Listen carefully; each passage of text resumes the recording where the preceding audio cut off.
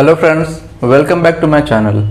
आज के वीडियो में हम लोग डिस्कस कर रहे हैं रेलवे ग्रुप डी के प्रीवियस ईयर क्वेश्चन, ठीक है, जिसमें आज हम लोग डिस्कस कर रहे हैं आरआरबी 22/9/2018 के सेकंड शिफ्ट में जो भी मैथ में क्वेश्चन आए हुए हैं उनको हम डिस्कस कर रहे हैं। तो अभी ये सीरीज़ हमारी चल रही है, प्लेटफॉर्म की जो 3200 वाले बुक है उसी ये सीरीज़ हमारी चल रही है। तो चलिए शुरू करते हैं आज का पहला क्वेश्चन। चलिए क्वेश्चन नंबर है 3016। आइए देखते हैं क्या कह रहा है।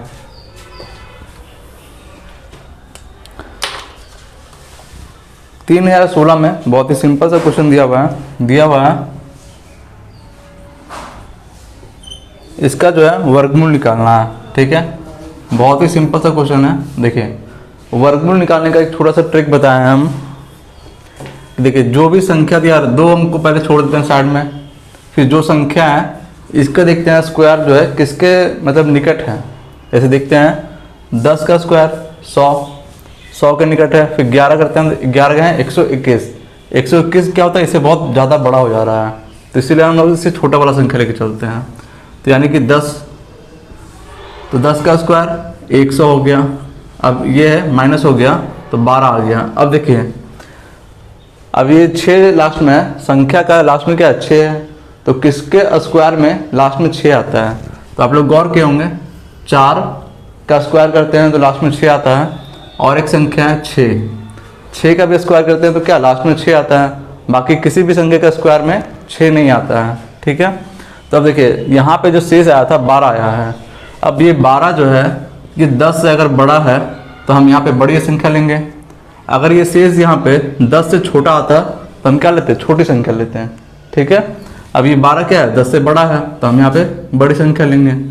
तो 106 क्या हो गया हमारा वर्गमूल हो गया, ठीक है। चलिए अगला क्वेश्चन देखते हैं। Question number 17। देखिए 17 में क्या कह रहा है, एक समकोण त्रिभुज है जिसकी भुजाएं दिया हुआ है, इसके परिवृत्त क्षेत्रफल हमको निकालना है, ठीक है। एक समकोण है, इसका भुजा क्या दिया हुआ है 2 सेंटीमीटर 2√3 है और 4 सेंटीमीटर, यानी कि 4 कौन हो रहा होगा हमारा, सबसे बड़ी भुजा क्या होगी 4 होगी। ये 2 है और ये 2√3 मान लेते हैं, ठीक है। अब देखिए इसके परिवृत्त हमको निकालना है, तो ये क्या हो रहा होगा, इसका परिवृत्त बन रहा होगा, ठीक है। और परिवृत्त का हमको क्षेत्रफल निकालना है। तो देखिए जो भी परिवृत्त बनता है, एक सेकेंड थोड़ा अच्छे से बना देते हैं, जो भी परिवृत्त बनता है वो जो ये कर्ण है वो उसका व्यास होता है। समकोण त्रिभुज में अगर कोई परिवृत्त है तो जो व्यास होता है वो क्या होता है, कर्ण ही उसका व्यास होता है। तो ये पूरा 4 है तो इसका त्रिज्या क्या हो जाएगा 2 हो जाएगा, ठीक है। अब त्रिज्या 2 है तो वृत्त के क्षेत्रफल आसानी से निकल जाएंगे। क्या होता है पाई आर स्क्वायर, आर के जगह पे क्या रखेंगे 2 रखेंगे तो 2 का स्क्वायर 4 4 पाई, ये क्या आ गया वृत्त का क्षेत्रफल, ठीक है। अगला क्वेश्चन देखते हैं। चलिए अगला क्वेश्चन है 18 नंबर। 18 में क्या कह रहा है, एक छोटे व्यवसाय में निम्नलिखित व्यय शामिल है, ठीक है। कोई व्यवसाय है उसमें जो है खर्चा जो है वो दिया हुआ है कि 25% जो है कर्मचारी के वेतन पर, और फिर है क्रय में वो है 25% है, फिर रख रखाव में 50% है। तो यदि कंपनी का कुल जो है वेतन है उसमें 2 लाख रुपये का भुगतान कर रही है, यानी कि वेतन पे जो खर्च है वो कितना है 2 लाख रुपये है, और वेतन में कर कितनी रही है 25%, यानी कि जो 25% है इसका वैल्यू क्या दिया हुआ है 2 लाख दिया हुआ है। 25% का वैल्यू क्या दिया हुआ है 2 लाख दिया हुआ है। अब हमसे किसका पूछ रहा है, तो उसका रख रखाव पर व्यय क्या है, तो रख रखाव पे क्या कितना कर रही है 50% जो है रख रखाव पे कर रही है। तो अब देखिए 25% का वैल्यू 2 लाख है तो 50% का वैल्यू क्या हो जाएगा, ये क्या है इसका 2 गुना है, तो इसका भी 2 गुना करेंगे तो क्या हो जाएगा 4 लाख हो जाएगा। ये क्या हो गया आंसर, ठीक है। अगला क्वेश्चन देखिए। अब है क्वेश्चन नंबर 19। 19 में है एक मिश्रण में रेत और रोड़ी का अनुपात दिया हुआ है, ठीक है। रेत और रोड़ी का अनुपात क्या दिया हुआ है 17:9 दिया हुआ है, 17:9 दिया हुआ है, ठीक है। फिर है जबकि रोड़ी और सीमेंट का अनुपात दिया हुआ है, रोड़ी और सीमेंट। इसका अनुपात क्या दिया हुआ है? ये दिया हुआ है 6:17, 6:17 दिया हुआ है। ठीक है, अब देखिए अब क्या पूछ रहा है हमसे कि मिश्रण में रेत और सीमेंट का हमको निकालना है। तो बहुत ही सिंपल है, तीनों को क्या करते हैं, पहले अनुपात निकाल लेते हैं। तो देखिए रोड़ी यहाँ भी है, रोड़ी यहाँ भी है, तो ये दोनों को क्या करेंगे, इक्वल कर लेंगे, क्योंकि ये जो इसका वैल्यू होगा वही क्या होगा, इसका भी वैल्यू आ रहा होगा। तो इधर साइड जो है इसको इक्वल करते हैं, तो इसको 2 से गुना और इसको 3 से गुना।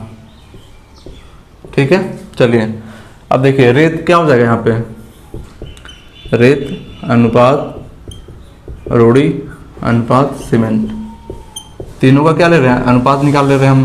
तो रेत है कितना, 17, 2 से मल्टीप्लाई हुआ तो 34 बना देगा, ठीक है, 34। ठीक है, फिर अनुपात रोड़ी, रोड़ी कितना हो जाएगा, 9 दूना 18, तो ये आ गया 18।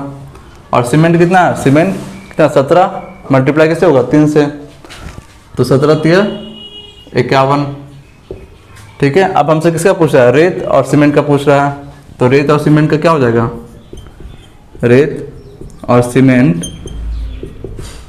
का अनुपात पूछ रहा है, तो ये कितना है 34:51। 17 से कट जाएगा, 17 से 2 बार में, 17 से 3 बार में, ये क्या गया आंसर। ठीक है, चलिए अगला क्वेश्चन देखिए।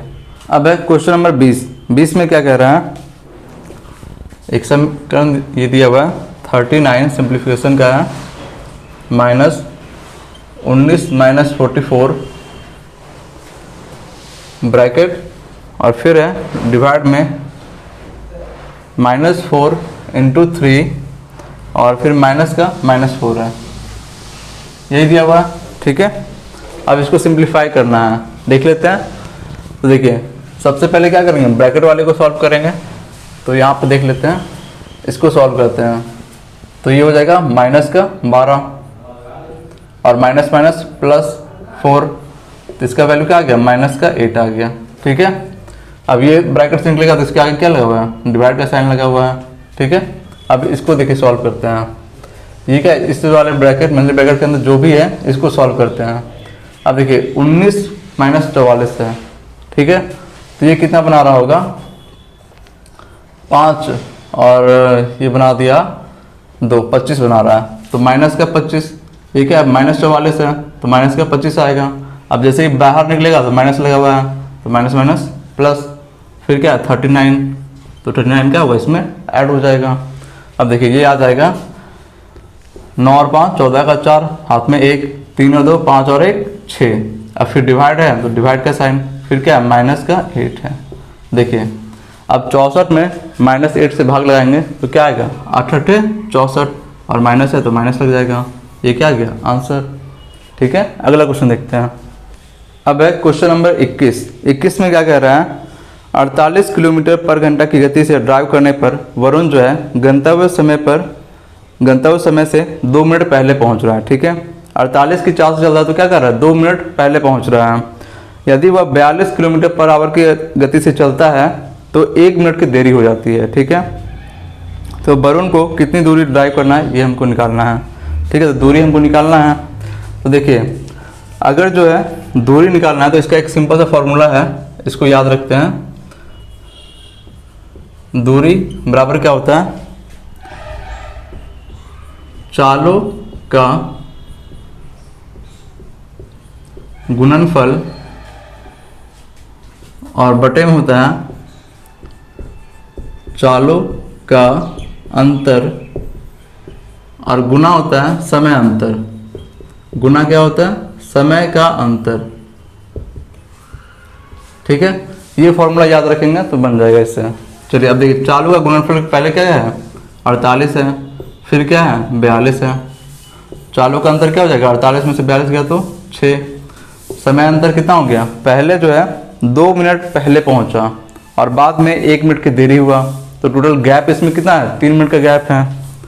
तो देखिए 3 मिनट का गैप है। अब इस ये मिनट में है, बाकी सब क्या है किलोमीटर पर आवर में है, तो इसको भी आवर में बदल देते हैं, तो 60 से डिवाइड। ठीक है, अब इसको सॉल्व कर लेते हैं।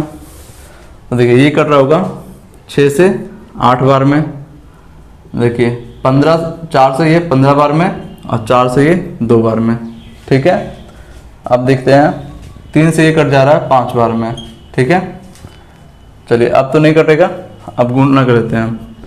तो 42 गुना हो गया 84 और डिवाइड में क्या है 5 है। इसको सॉल्व करेंगे तो आ जाएगा 16.8। ठीक है, तो ये क्या आ गया, दूरी आ गया। ठीक है, चलिए अगला क्वेश्चन देखते हैं। अब देखिए अगला क्वेश्चन है 22 नंबर। 22 में क्या है, एक त्रिभुज का आधार त्रिभुज के बराबर क्षेत्रफल वाले समांतर चतुर्भुज के आधार का 5वां हिस्सा है। चलिए इसको समझते हैं लैंग्वेज को। देखिए कह रहा है एक त्रिभुज है, ठीक है, और एक क्या है, एक समांतर चतुर्भुज है।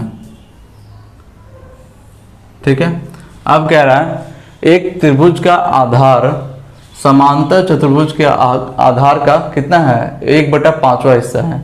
यानी कि अगर इसका वैल्यू 5a है तो ये क्या है, a है। ठीक है, इसका आधार अगर a है तो इसका क्या हो जाएगा, 5a हो जाएगा। और दोनों का क्षेत्रफल क्या कह रहा है, दोनों का क्षेत्रफल क्या है, आपस में बराबर है। दोनों का क्षेत्रफल क्या है, बराबर है। ठीक है, अब हमसे पूछ रहा है कि समांतर चतुर्भुज से त्रिभुज की ऊंचाई का अनुपात निकालना है हमको। देखिए इसका ऊंचाई हो जाता है, मान लेते हैं स्मॉल h है, और इसका ऊंचाई हम मान लेते हैं कैपिटल H है। ठीक है, अब दोनों की ऊंचाई का अनुपात निकालना है हमको। ठीक है, देख लेते हैं। देखिए त्रिभुज का क्षेत्रफल क्या होता है, 1/2 गुना आधार गुना ऊंचाई। तो आधार कितना है, a, ऊंचाई कितना है, स्मॉल h है। ठीक है, अब इसका क्षेत्रफल क्या होता है, तो समांतर चतुर्भुज का क्षेत्रफल होता है आधार गुना ऊंचाई। ठीक है, तो आधार क्या है 5a और ऊंचाई क्या है, कैपिटल H है।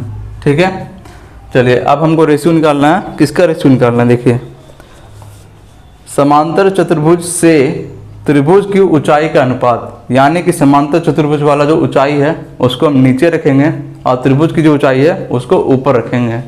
यानी कि स्मॉल h और बटे में कैपिटल H, ये हमको निकालना है। ठीक है, चलिए अब इसको देखते हैं।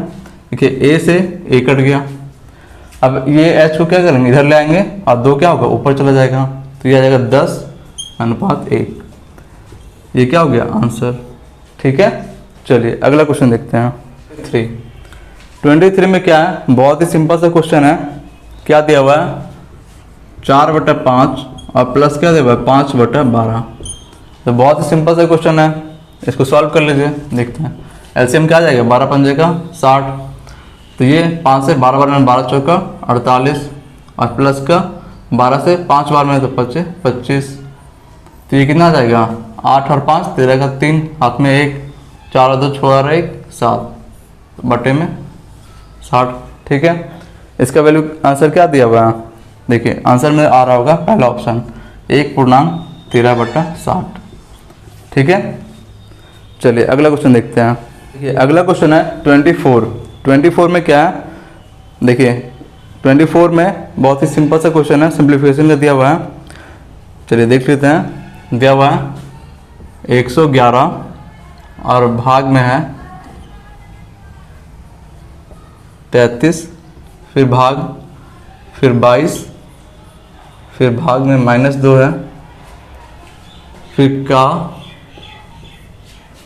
और है 5 प्लस का -4, यही दिया हुआ। ठीक है, ये क्वेश्चन में एक करेक्शन करने की ज़रूरत है, तभी हमारा आंसर जो है सही आएगा। ठीक है, एक मिस्टेक है क्वेश्चन में, यहाँ पर जो है एक स्मॉल ब्रैकेट लगेगा। ठीक है, तभी यहाँ पे क्वेश्चन जो है सही हो जाएगा। चलिए अब सॉल्व कर लेते हैं इसको। देखिए पहले जो है ब्रैकेट वाले को सॉल्व करते हैं, तो ये आ जाएगा -4 है, प्लस माइनस माइनस, तो 5 में से 4 गया तो 1। ठीक है, अब का मतलब क्या होता है, गुना। ठीक है, अब इसको सॉल्व करते हैं तो ये आ जाएगा -11। ये क्या आ जाएगा, -11। ठीक है, अब -11 में अगर का से गुना करते हैं तो -11 1 से गुना होगा तो -11 ही रह जाएगा। ठीक है, अब -11 में डिवाइड किससे होगा, 33 से, तो ये क्या आ जाएगा, -3 बना देगा। अब -3 है और डिवाइड में क्या है, 111। ठीक है, इसको डिवाइड करते हैं तो ये आ जाएगा 3 से 3 बार में, और कितना गया, 2 गया, तो 3 से फिर 7 बार में, तो -37। ये क्या गया, आंसर हो जाएगा। ठीक है। चलिए अगला क्वेश्चन देखते हैं। चलिए अगला क्वेश्चन है 25 में क्या है, एक दिया हुआ है समीकरण दिया हुआ 3x² माइनस का ax प्लस 9 और बराबर है ये ax² प्लस का 2x और प्लस 5 इसके बराबर है। फिर कह रहा है कि इसका जो है केवल एक हल है, ठीक है। तो हमको a का धनात्मक पूर्णांक जो है वो निकालना है, ठीक है। तो a का वैल्यू हमको निकालना है। चलिए अब इसको सॉल्व करते हैं। देखिए इसको जो है पहले एक तरफ ले आते हैं, इसको जो है द्विघात समीकरण के रूप में लिख लेते हैं। पहले एक तरफ ले आके देखिए 3x² है, ax² है, इधर आएगा तो माइनस हो जाएगा, ठीक है। और x² से कॉमन लेंगे तो ये बना देगा 3 माइनस का a, ठीक है। चलिए अब अगला देखिए माइनस ax है और इधर क्या है प्लस 2x है, इधर आएगा तो क्या होगा माइनस आ जाएगा। तब इसे देखिए माइनस x कॉमन लेंगे तो ये तो बना देगा a और इधर से माइनस आया है लेकिन माइनस हम कॉमन ले लिए हैं तो बना देगा 2, ठीक है। अब देखिए प्लस का 9 है और उधर से प्लस 5 है तो ये आएगा तो माइनस का 5, तो 9 में से 5 गया तो 4, तो प्लस का 4 और इक्वल टू क्या हो जाएगा 0। अब देखिए ये आ गया किसमें, द्विघात समीकरण के रूप में आ गया। पहला क्या है x² के टर्म में है, दूसरा x के टर्म में है और तीसरा c के टर्म में है। तो इसका वैल्यू हम क्या रख सकते हैं, ये a है, ये b है और ये c। द्विघात समीकरण तो ऐसे ही होता है ax² फिर bx और ये c के टर्म में आ गया, ठीक है। अब देखिए इसका कह रहा है केवल एक हल होगा, तो एक हल कब होता है जब d का वैल्यू क्या हो 0 हो, ठीक है। तो d का वैल्यू क्या होता है, d होता है b² माइनस 4ac, तो इसका वैल्यू क्या हो जाएगा 0। अब देखिए जिसका भी वैल्यू यहाँ पे है वो पुट कर जाते हैं। तो b का वैल्यू क्या है, तो ये है माइनस a+2, तो इसका स्क्वायर होगा तो क्या हो जाएगा a+2 का होल स्क्वायर, तो a+2 का होल स्क्वायर और बराबर में क्या हो जाएगा 4ac। तो 4 a के जगह पे क्या है 3 माइनस का a, 3 माइनस a और c के जगह पे क्या है 4 है, c के जगह पे 4 से मल्टीप्लाई, ठीक है। अब देखिए इसको सॉल्व करते हैं तो ये आ जाएगा a+2 का होल स्क्वायर इक्वल टू 4 चौक 16 और 3 माइनस का a। अब देखिए इसको अगर सॉल्व करेंगे तो ये फिर से द्विघात समीकरण के रूप में आ जाएगा। तो इससे अच्छा हम लोग को ज़्यादा टाइम वेस्ट होगा, तो हम क्या करते हैं ऑप्शन से ही a का वैल्यू पुट करके चेक कर लेते हैं कि अगर ये इक्वेशन को सेटिस्फाई करेगा तो वही हमारा आंसर हो जाएगा, ठीक है। तो चलिए देखते हैं। अब देखिए a का वैल्यू अगर 4 रखते हैं, a का वैल्यू जैसे ही यहाँ पे 4 रखेंगे तो ये क्या आ जाएगा माइनस में आ जाएगा, तो फिर क्या दोनों बराबर होगा नहीं, ठीक है। तो ये जो भी होगा 3 से कम वाला वैल्यू होगा। अगर 3 भी रखते हैं तो 0, फिर हमारा इक्वल होगा नहीं। तो यानी कि ऑप्शन के अनुसार a का वैल्यू क्या रखते हैं 2 रखते हैं, तो 2 रखेंगे तो सेटिस्फाई हो जाएगा। 2 और 2 4 का स्क्वायर 16 और इधर भी क्या बना देगा 3 में से 2 गया तो 1 और 1 से मल्टीप्लाई 16, तो 16 बराबर 16, यानी कि a बराबर क्या रखें a बराबर 2 रखेंगे, ठीक है। a का वैल्यू 2 आ गया। चलिए अगला क्वेश्चन देखते हैं। अब देखिए अगला क्वेश्चन है 26 नंबर। 26 में क्या है, बहुत ही सिंपल सा क्वेश्चन है। दिया हुआ क्या 8 गुना फिर है 7 माइनस का फिर -2 है फिर मल्टीप्लाई में माइनस का 4 है। तो बहुत ही सिंपल सा क्वेश्चन दिया हुआ है। चलिए इसको सॉल्व करते हैं। तो अब देखिए पहले क्या करते हैं ब्रैकेट वाले को सॉल्व करते हैं। तो देखिए -2 इंटू -4 है तो ये क्या बना देगा प्लस का 8 और प्लस 8 क्या होगा फिर माइनस है, तो 7 माइनस का प्लस 8 बना दिया ये, ठीक है। तो ये क्या आ जाएगा माइनस का 1 और -1 का मल्टीप्लाई किससे होगा 8 से होगा, तो ये क्या आ जाएगा माइनस का 8 ही आएगा, ठीक है। चलिए अगला क्वेश्चन देखते हैं। चलिए अगला क्वेश्चन है 27 में क्या दिया हुआ है, दिया हुआ है 3 cos² x फिर है माइनस का 2 sin² x है और बराबर किसके दिया हुआ है माइनस का 0.75 इसके बराबर दिया हुआ है, ठीक है। फिर हमसे कह रहा है कि x का वैल्यू जो है 0 से बड़ा और 90 डिग्री से छोटा होगा, ठीक है। तो x का वैल्यू हमको निकालना है। चलिए देखते हैं।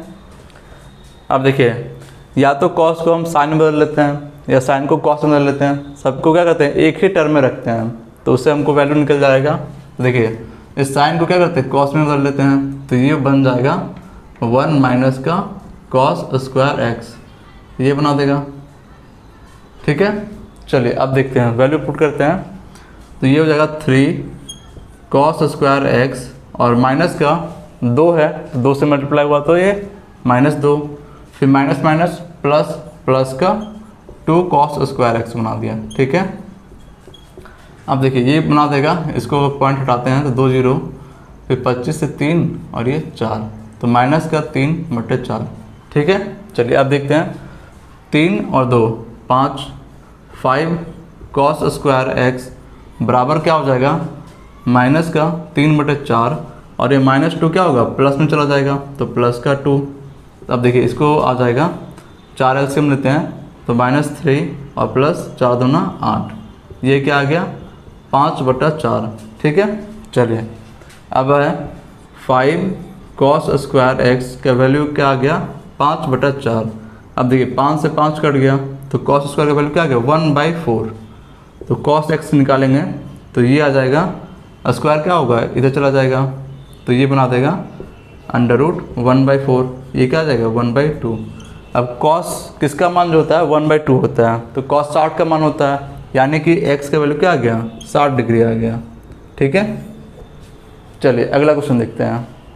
चलिए अब देखिए अगला क्वेश्चन है 28 में क्या दिया हुआ है, समर को 8 दिवसीय बिक्री अभियान के दौरान अपनी यात्रा का ख्याल रखने के लिए कुछ धनराशि दिया जाता है। ठीक है, 8 दिनों के लिए उसको कहीं बाहर जाना है, कुछ धनराशि उसको लेके जा रहा है, फिर कह रहा है कि अपने प्रवास के दौरान 6 दिनों को और बढ़ा दिया है। ठीक है, पहले 8 था 6 बढ़ा दिया, यानी कि 14 दिनों तक अब जा रहा है। तो फिर क्या कह रहा है, उसका जो दैनिक जो है भत्ता है वो 120 कम हो गया है। ठीक है, फिर हमसे कह रहा है कि उसको शुरुआत में कितनी राशि दिया गया था वो पूछ रहा है। ठीक है, चलिए देख लेते हैं।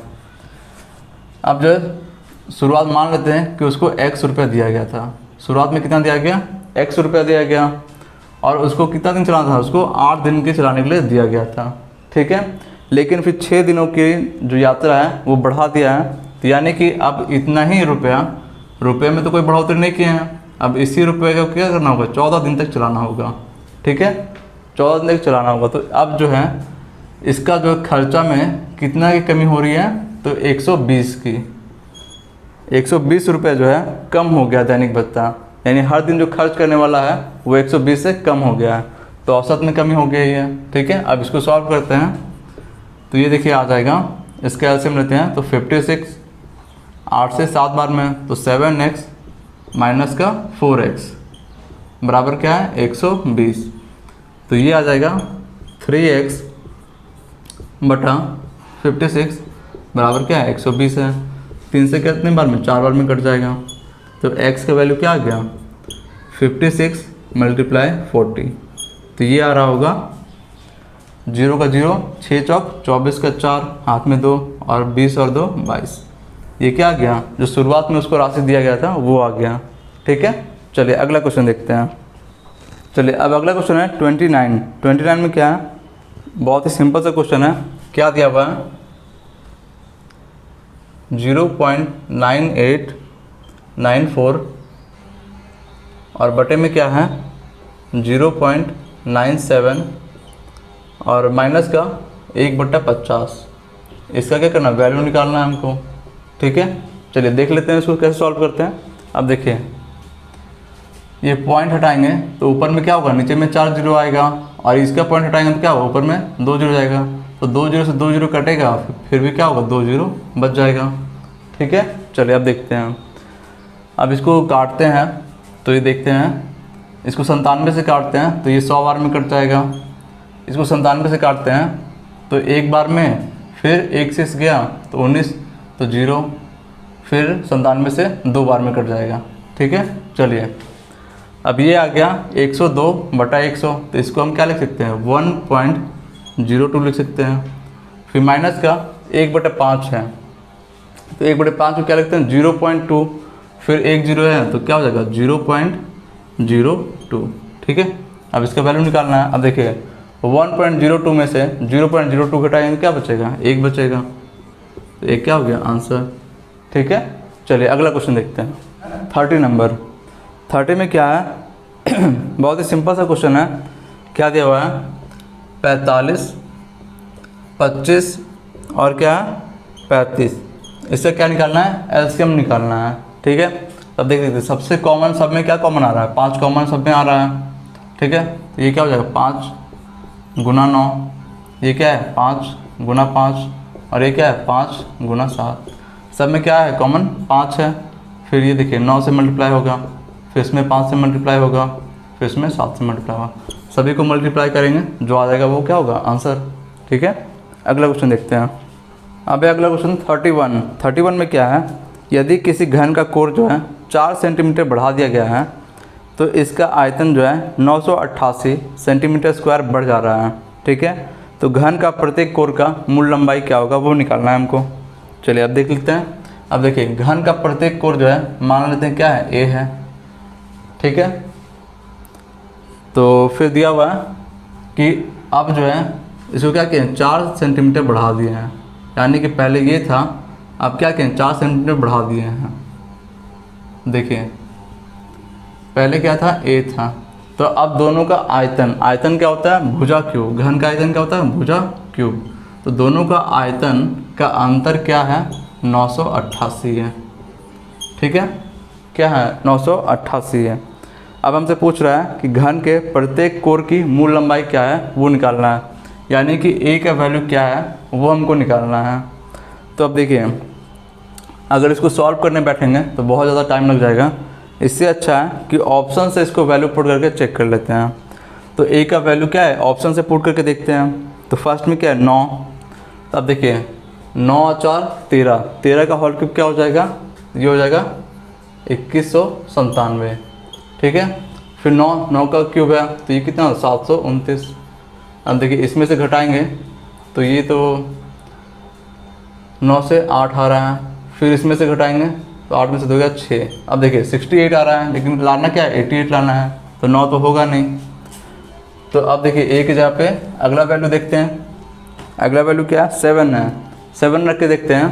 तो 7 और 4 11, 11 का क्यूब कितना होता है? तो 13 31। फिर 7 है, 7 का क्यूब क्या होगा? 743। तो अब देखिए इसको लाना है ऐसे, तो अब देखते हैं इसका आ जाएगा। तो ये आ गया 8, फिर आ गया 8, और ये 12 में से 3 गया तो 9। ठीक है, तो ये क्या गया? 988, यानी कि ए का वैल्यू अगर 7 रखते हैं तो इक्वेशन को सेटिस्फाई कर रहा है। ठीक है, चलिए अगला देखते हैं। अगला क्वेश्चन, अब अगला क्वेश्चन है 32। 32 में क्या है? सौरिश अब 25 साल का है। ठीक है, जबकि उसका चचेरा भाई जो है वो कितने? 7 साल का है। तो कितने साल बाद सौरिश की आयु जो है उसके चचेरे भाई की आयु का क्या होगी? 2.5 गुना होगी। ठीक है, चलिए देखिए सौरिश जो है अभी कितना है? 25 साल का है, और उसका चचेरा भाई कितना है? 7 साल का है। उसका भाई मान लेते हैं ब्रदर जो है 7 साल का है। ठीक है, तो कितने साल बाद सौरिश की आयु जो है उसके चचेरे भाई की आयु की बराबर होगी? देख लेते हैं। अब देखिए कितने साल बाद, ये 25 है, तो मान लेते हैं 25 प्लस x साल के बाद दोनों की आयु बराबर हो रही होगी। तो देखिए ये, तो इसमें भी क्या होगा? x प्लस हो जाएगा, और कितना हो रही है? 2.5 गुनी हो रही है।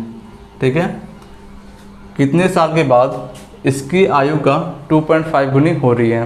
तो यहाँ पे x का वैल्यू हम निकाल लेंगे यहाँ से। ठीक है, देखिए x का वैल्यू क्या करते हैं? ऑप्शन से रख के देखते हैं। अब देखिए पहला ऑप्शन है 5 रख के देखते हैं। तो 25 और 5 30, 7 और 5 12, और गुना क्या है? 2.5। तो 0 8 10, 5 से 5 बार में, 5 से 2, 2 से 6 बार में, तो 6 पंजे का 30। तो दोनों क्या आ गया? बराबर आ गया, यानी कि x का वैल्यू क्या होगा? 5, यानी कि 5 साल के बाद क्या होगा? इसकी आयु क्या होगी? 2.5 गुनी होगी। ठीक है, अगला क्वेश्चन देखते हैं। अब अगला क्वेश्चन है 33। 33 में क्या कह रहा है? लगातार समान गति से चलने वाली एक ट्रेन जो है क्रमशः 8 सेकेंड और 8.4 सेकेंड में उसी दिशा में चलने वाले 2 व्यक्तियों को पार कर रही है। ठीक है, पहला व्यक्ति का चाल दिया हुआ है और फिर दूसरा का चाल दिया हुआ है। ठीक है, दोनों का चाल दिया हुआ है। फिर हमसे पूछ रहा है कि ट्रेन की चाल जो है किलोमीटर पर आवर में क्या है वो निकालना है। चलिए देख लेते हैं इसको। अब देखिए, मान लेते हैं ट्रेन का जो चाल है वो क्या है, x किलोमीटर है, x किलोमीटर पर आवर है। ये क्या है, ट्रेन का चाल, ठीक है। चलिए अब हमसे कह रहा है समान गति से चलने वाली एक ट्रेन जो है 8 सेकेंड और 8.4 सेकेंड में पार कर रही है, ठीक है। अब देखिए, तो ट्रेन का जो लंबाई है वही क्या हो जाएगा, दूरी हो जाएगा। और दूरी क्या होगा, दोनों व्यक्ति को पार करने के समय दूरी तो सेम ही रहेगा, यानी कि दोनों का दूरी क्या होगा, इक्वल ही होगा, दोनों को दूरी पार करने में इक्वल होगा। तो देखिए दूरी क्या होता है, चाल गुना समय। तो पहले का चाल क्या हो जाएगा, x उसी दिशा में, तो उसी दिशा में हो तो जो पहले का है ट्रेन का स्पीड में से दूसरे का जो व्यक्ति के चाल है उसको माइनस करते हैं। तो पहले व्यक्ति का चाल क्या दिया हुआ है, 4.5, तो x माइनस का 4.5 ये हो जाएगा चाल, और गुना समय क्या लग रहा है, पहले व्यक्ति को 8 सेकेंड लग रहा है, ठीक है। ये किसके बराबर होगा, जो दूसरे व्यक्ति को पार करने में लग रहा है, तो दूसरे व्यक्ति क्या हो जाएगा x, और इसकी चाल क्या है, 6 है, ठीक है। दूसरे व्यक्ति की चाल क्या है, 6 है। फिर इसको समय जो लग रहा है 8.4 लग रहा है, 8.4, ठीक है। चलिए दूरी क्या हो गई, बराबर हो गई। दूरी क्या होता है, चाल गुना समय, चाल गुना समय, ठीक है। चलिए अब इस यहाँ पे x का वैल्यू हमको निकालना है यहाँ से। अब देखिए x का वैल्यू निकालना है, देख लेते हैं। अब देखिए 8 से मल्टीप्लाई होगा तो ये बना देगा 8x, और माइनस का 8 पंजे का 40 का 0, हाथ में 4, 8 सौ का 32 और 4 36, ये क्या बना दिया, 36 बना दिया। फिर है ये क्या हो जाएगा 8.4 x माइनस का ये हो जाएगा 6 चौक 24 का 4, हाथ में 2, और 8 छक 48 और 2 50, 50.4, ठीक है। ये आ रहा होगा।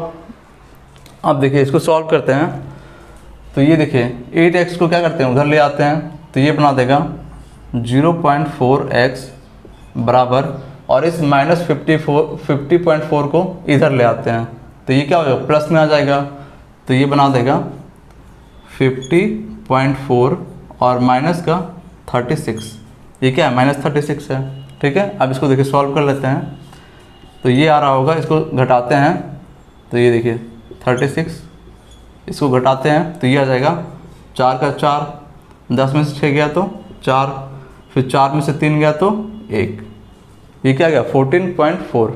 अब यहाँ से x का वैल्यू निकालेंगे तो ये हो जाएगा 14.4, और डिवाइड में क्या हो जाएगा 0.4, x के क्या है 0.4 है, तो 0.4 क्या होगा, डिवाइड में चला जाएगा।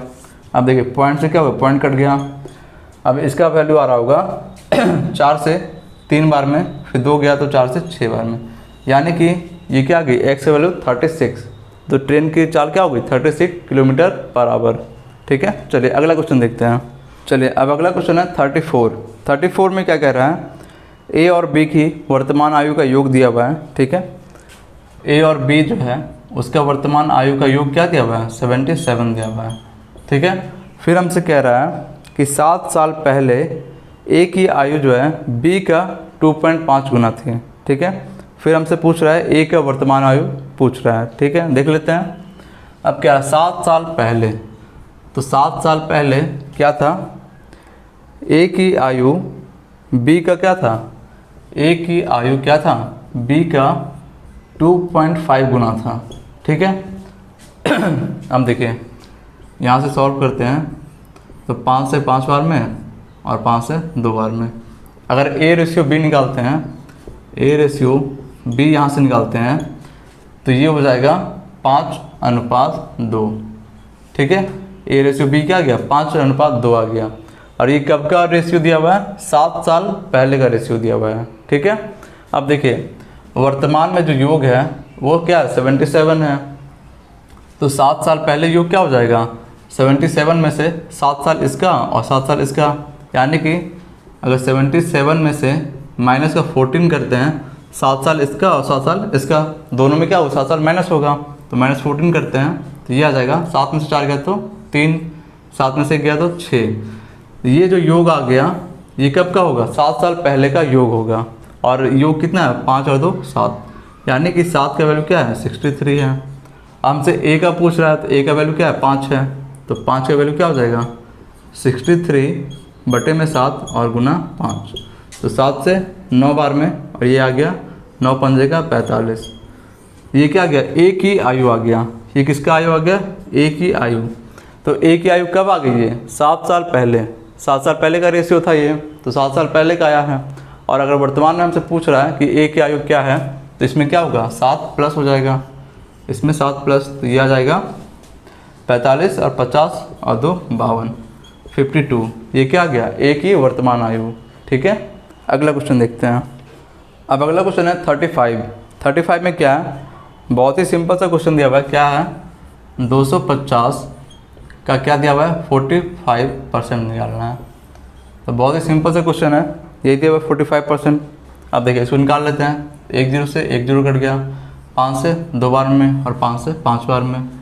ये क्या आ जाएगा, मल्टीप्लाई करते हैं इसको, तो 5 से 25 का 5 हाथ में 2, 5 और 20 और 2 22, और बटे में क्या है 2 है। इसको काट देंगे क्या आ जाएगा 1 1 2 और 0.5, 112.5। ठीक है, चलिए अगला क्वेश्चन देखते हैं। देखिए क्वेश्चन नंबर 36 है। 36 में क्या दिया हुआ है, एक चार्ट दिया हुआ है, फिर चार्ट में जो है 5 वर्षों का सब दिया हुआ है, लाभ दिया हुआ है। फिर हमसे कह रहा है कौन सा ऑप्शन जो है वो सही है, वो हमको पता करना है।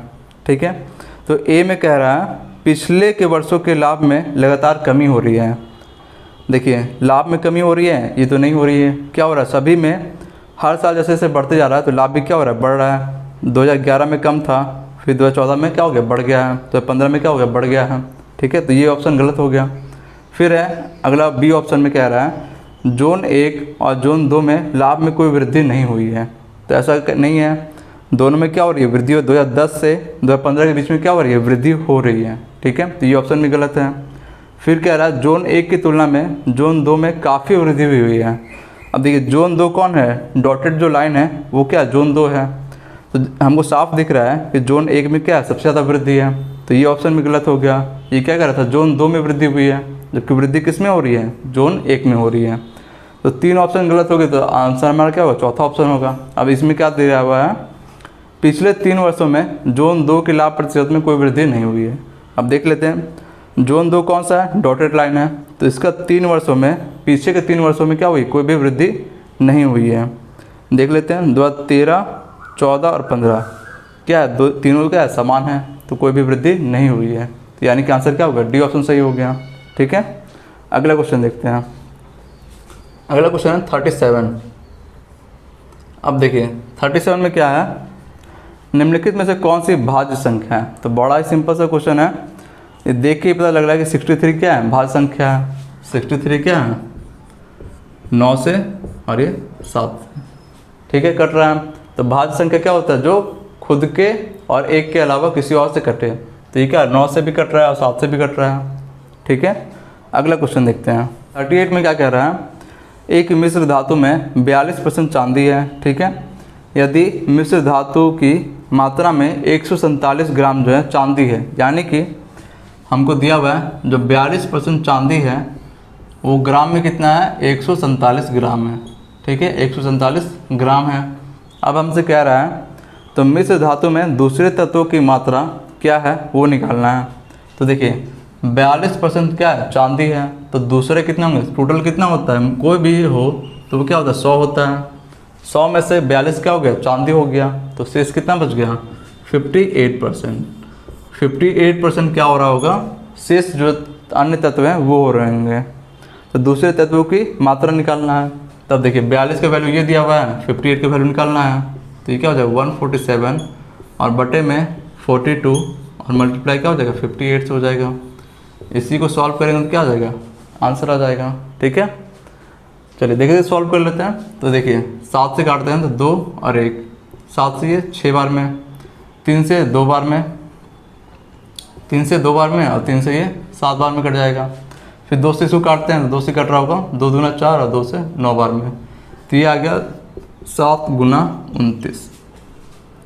अब देखिए ये आ रहा होगा 9 सत्ते 63 का 3, हाथ में 6, 7 दूना 14 और 6 20, तो ये 203 ग्राम क्या आ गया, अन्य जो धातु तत्व हैं वो आ गए हैं। ठीक है, अगला क्वेश्चन देखते हैं। देखिए अगला क्वेश्चन क्या दिया हुआ है, 39 में है ABC जो है एक पाइप है वो क्या है, खाली हौद से जुड़े हुए हैं। फिर कह रहा है कि पहले दो पाइप जो हैं हौद को क्रमशः 6.6, अब देखिए A, B और C तीन पाइप है। पहला जो है 6.6 घंटे में भर रहा है, फिर दूसरा क्या है 16.5 घंटे में भर रहा है। ठीक है, और तीसरा जो है भरे हुए को 9.9 घंटे में खाली कर रहा है। तो C क्या है, खाली करने वाला है, और कितने 9.9 घंटे में खाली कर रहा है।